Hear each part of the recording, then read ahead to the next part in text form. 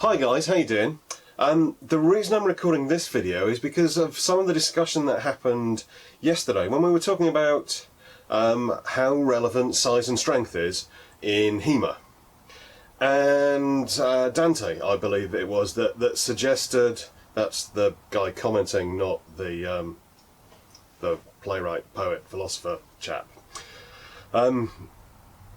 was talking about the idea of treating tournaments as a real fight as opposed to a competitive match. And I thought that really we have to talk about tournaments to be able to discuss that subject. So here are my thoughts on tournaments.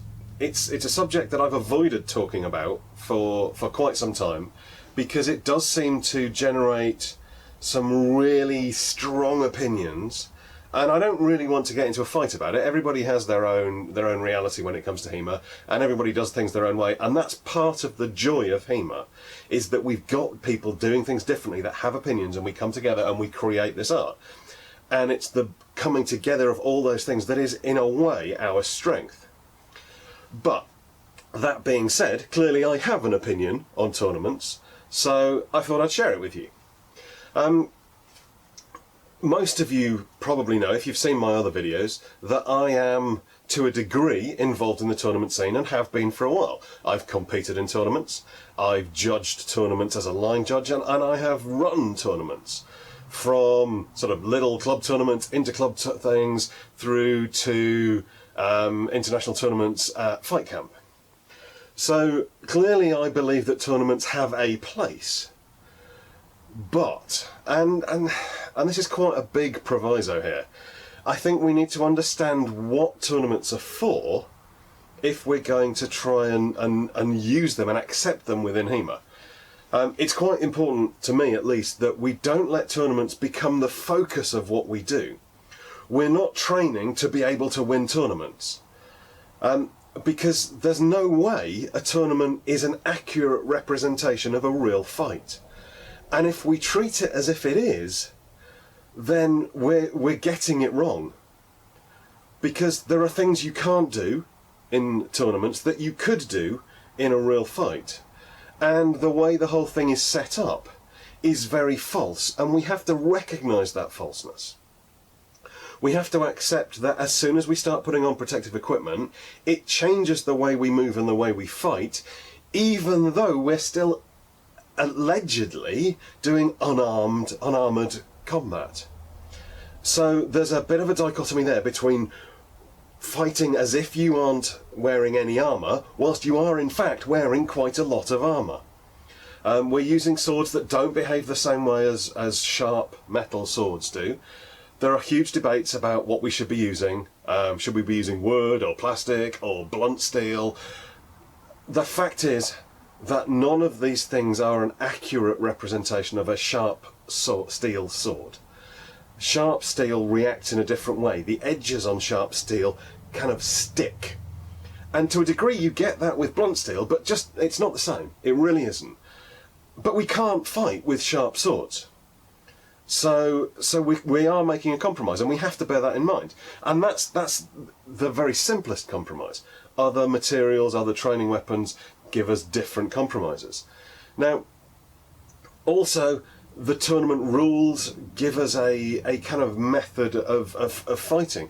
The afterblow is a very common rule, and essentially what that means is that if we're fighting and I hit you, I then have a tempo to get out safely. If you hit me within that tempo, you negate my hit to a degree, or you mitigate that hit to a degree, depends on the scoring system.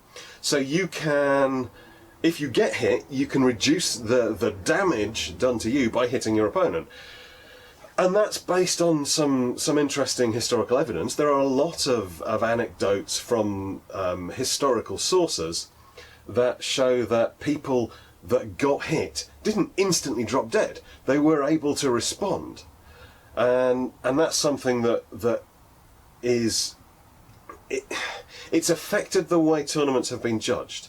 Because what we're trying to recreate isn't, as I said, a real fight. What we're trying to do with tournaments is create a system that forces us to fight or encourages us to fight in a way that we want to fight in. And this is, I think, where we start coming to the benefits of tournaments. And it's all about mindset.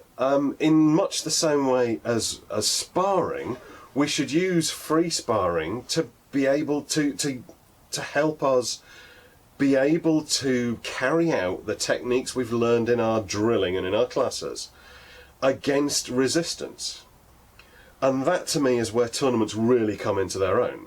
Because it's all well and good, you go along to the club and you're fighting the same guys, you know, you're good friends, you don't train with somebody on a regular basis without getting to know them quite well. And it's hard not to be competitive, but you do it, and they're trying to hit you and you're trying to hit them, but neither of you are really taking it as seriously as you do when it's an actual tournament fight. When you're up against somebody you don't know, somebody that you've potentially never fought before at all, you don't know how good they are, they don't know how good you are, and you've still got to fight them. And the one thing you can guarantee in a tournament is that they don't want you to do what you want to do.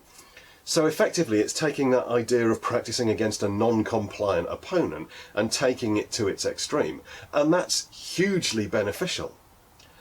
However, it's only hugely beneficial if we're going into it with the right mindset.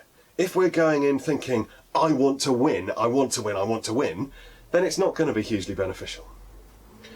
If you're going into it thinking, right, I want to use these historical techniques, these techniques that I have learned either from a source material or from an instructor in a club or at an event or whatever.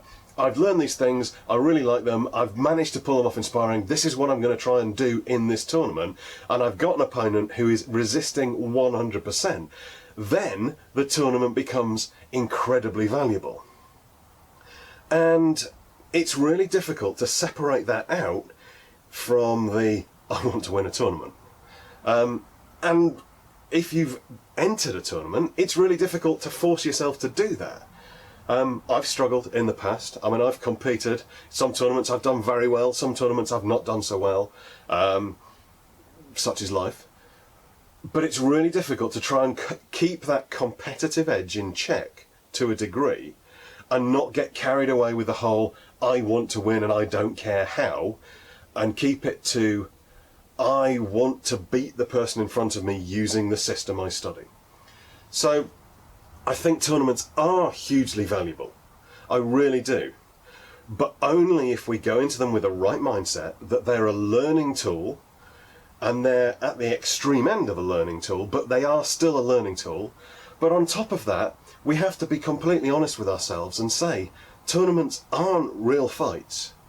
And if we pretend that a tournament is a real fight, then we're not actually practicing HEMA, we're practicing a kind of sport based loosely on HEMA.